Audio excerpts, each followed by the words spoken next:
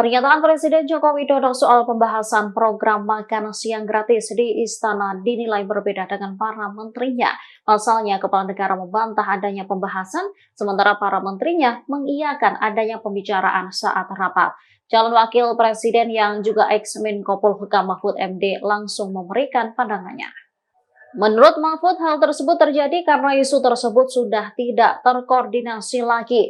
Hal ini disampaikan Mahfud MD saat dikonfirmasi di Gelora Bung Karno, Senayan, Jakarta pada Jumat 1 Maret 2024. Menurutnya, program makan siang gratis tersebut seharusnya tidak dibicarakan sekarang, melainkan menunggu presiden baru dilantik pada 20 Oktober 2024. Dengan begitu, pembahasan akan dianggap lebih etis.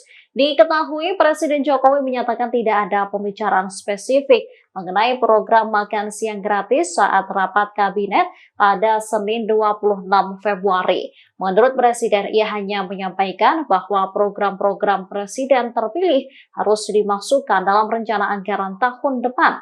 Namun pernyataan Kepala Negara tak selaras dengan pernyataan para menterinya.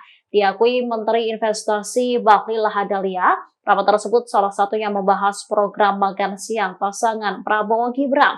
Hal senada juga disampaikan Menteri ATR BPN Agus Harimurti Yudhoyono. Waktu di peluncuran bukunya Budiman itu seharusnya itu tidak dibicarakan antara menunggu nanti presiden baru, misalnya Pak Ganjar yang dilantik atau Pak Anies atau Pak Prabowo gitu, menunggu itu.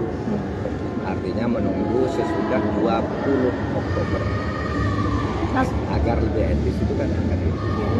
Ya jadi sekarang ini bicaranya udah beda-beda. Presidennya bilang nggak bicarakan itu, menterinya bilang iya, macam-macam sudah. Karena ini udah mulai tidak terkoordinasi lagi sudah.